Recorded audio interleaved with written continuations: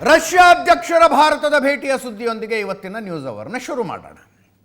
4 ವರ್ಷದ ಹಿಂದೆ ಬಂದಿದ್ದರು, ಈಗ ಮತ್ತೆ ಬಂದಿದ್ದಾರೆ. ನರೇಂದ್ರ ಮೋದಿ ಅವರು ಪ್ರಧಾನಿಯಾದ ನಂತರ 4ನೇ ಸಲ ಬರ್ತಾ ಇರೋದು, 4ನೆಯ ಭೇಟಿ.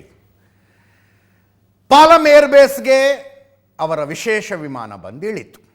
7 ಜನ ಕೇಂದ್ರ ಸಚಿವರು ಏರ್ಪೋರ್ಟಿಗೆ ಹೋಗಿ ಅವರನ್ನು ರಿಸೀವ್ ಮಾಡಿಕೊಳ್ಳೋದು ಅಂತ ನಿರ್ಧಾರ ಆಗಿತ್ತು. ಶಿಷ್ಟಾಚಾರಗಳನ್ನು ಬದಿಗೊತ್ತಿ ಸ್ವತಃ ಪ್ರಧಾನಮಂತ್ರಿಯವರೇ ಪಾಲಮ್ ಏರ್ಬೇಸಿಗೆ ಹೋಗಿ ನಿಂತ್ಕೊಂಡಿದ್ರು. ಇದು ಆಗತ್ತೆ. ತೀರಾ ಆತ್ಮೀಯ ಅತಿಥಿಗಳು ಬರ್ತಾ ಇದ್ದಾರೆ ಅಂದಾಗ ಆ ದೇಶದ ಸುಪ್ರೀಂ ಲೀಡರ್, ನಾಯಕರೇ ಸ್ವತಃ ಹೋಗಿ ಸ್ವಾಗತಿಸ್ತಾರೆ. ಅದು ಆತ್ಮೀಯತೆಯನ್ನು ತೋರಿಸುವುದಕ್ಕೆ. ಹಾಗೆ ಪ್ರಧಾನಮಂತ್ರಿಗಳಿಗೆ ನಮ್ಮ ನರೇಂದ್ರ ಮೋದಿಯವರಿಗೆ ಅನೇಕ ಸ್ವಾಗತಗಳು ಹಂಗೆ ಸಿಕ್ಕಿದ್ದಾವೆ. ಎಲ್ಲ ಶಿಷ್ಟಾಚಾರಗಳನ್ನು ಪಕ್ಕಕ್ಕಿಟ್ಟು ಅನೇಕ ದೇಶದ ನಾಯಕರುಗಳು ಏರ್ಪೋರ್ಟ್ ತನಕ ಬಂದು ರಿಸೀವ್ ಮಾಡಿಕೊಂಡದ್ದಿದೆ. ಹಾಗೆ ನರೇಂದ್ರ ಮೋದಿಯವರು ಕೂಡ ಪಾಲಮ್ ಏರ್ಬೇಸ್ಗೆ ಹೋಗಿದ್ದರು.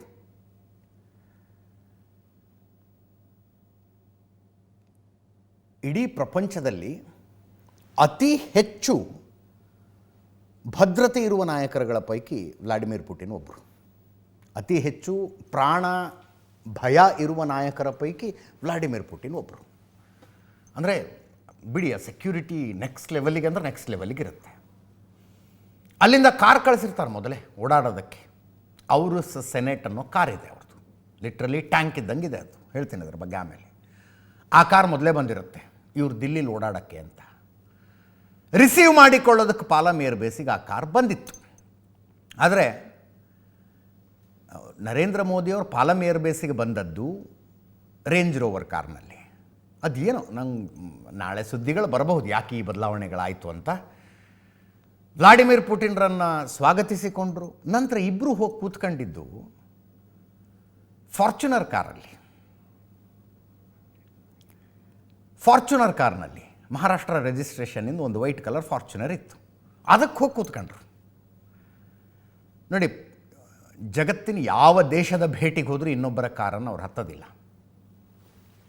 ಅವ್ರದ್ದೇ ಕಾರ್ ಮಲ್ಟಿಪಲ್ ಕಾರ್ಸ್ ಇರ್ತವೆ. ಅವು ಮೊದಲೇ ಹೋಗಿ ನಿಂತ್ಕೊಂಡಿರ್ತವೆ ರಿಸೀವ್ ಮಾಡಿಕೊಳ್ಳೋದಕ್ಕೆ, ಅದರಲ್ಲಿ ಹೋಗ್ತಾರೆ.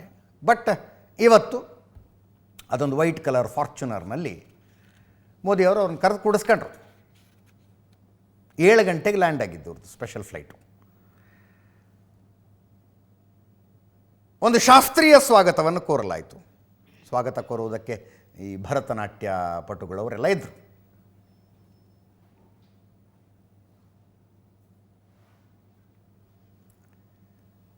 ಅದಾದ ನಂತರ ಫಾರ್ಚುನರ್ ಕಾರ್ನಲ್ಲಿ ಕೂತ್ಕೊಂಡು ನರೇಂದ್ರ ಮೋದಿಯವರು ಮನೆಗೆ ಬಂದರು. ಪ್ರಧಾನಮಂತ್ರಿಗಳ ಮನೆಗೆ, ಅಧಿಕೃತ ನಿವಾಸಕ್ಕೆ. ಅಲ್ಲೊಂದು ಪ್ರೈವೇಟ್ ಡಿನ್ನರ್ ಅರೇಂಜ್ ಮಾಡಿದ್ದಾರೆ. ನೀವು ಅಂದರೆ ಒಂದು ರಾಷ್ಟ್ರೀಯ ಒಂದು ದೇಶದ ಸುಪ್ರೀಂ ಲೀಡರ್ ನಮ್ಮ ದೇಶಕ್ಕೆ ಬಂದಾಗ ಅವರಿಗಾಗಿ ಅರೇಂಜ್ ಮಾಡುವ ಔತಣಕೂಟ ಅಂತಿರುತ್ತಲ್ಲ, ಅಫಿಷಿಯಲ್ ಡಿನ್ನರ್, ಅದು ನಾಳೆ ಇದೆ ರಾಷ್ಟ್ರಪತಿ ಭವನದಲ್ಲಿ. ಇವತ್ತು ಒಂದು ಖಾಸಗಿ ಭೇಟಿಯ ರೀತಿಯಲ್ಲಿ ಸೀದಾ ಮನೆಗೆ ಹೋಗಿದ್ದಾರೆ. ಊಟ ಮುಗಿಸ್ಕೊಂಡು ಮೌರ್ಯ ಹೋಟೆಲ್ಗೆ ಹೋಗಿ ಸ್ಟೇ ಆಗ್ತಾರೆ ವ್ಲಾಡಿಮಿರ್ ಪುಟಿನ್.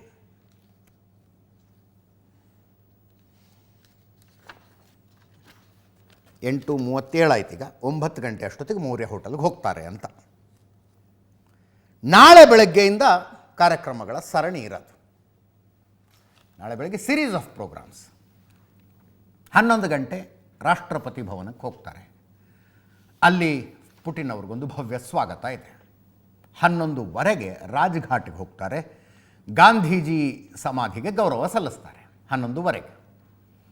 11 ಗಂಟೆ 50 ನಿಮಿಷಕ್ಕೆ ಭಾರತ ರಷ್ಯಾ ಶೃಂಗಸಭೆಯಲ್ಲಿ ಭಾಗಿಯಾಗ್ತಾರೆ. 11:50 ಹೈದರಾಬಾದ್ ಹೌಸ್ನಲ್ಲಿ ಶೃಂಗಸಭೆ ಮುಗಿಸಿದ ನಂತರ ಪುಟಿನ್ ಮತ್ತು ಮೋದಿ ಜಂಟಿ ಸುದ್ದಿಗೋಷ್ಠಿಯನ್ನುದ್ದೇಶಿಸಿ ಮಾತಾಡ್ತಾರೆ.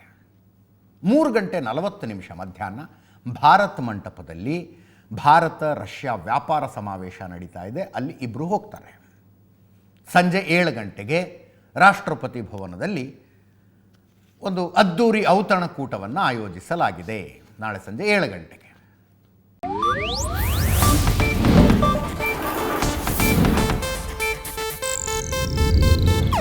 ಇದು ಏಷ್ಯಾನೆಟ್ ನ್ಯೂಸ್ ನೆಟ್ವರ್ಕ್ ಪ್ರಸ್ತುತಿ.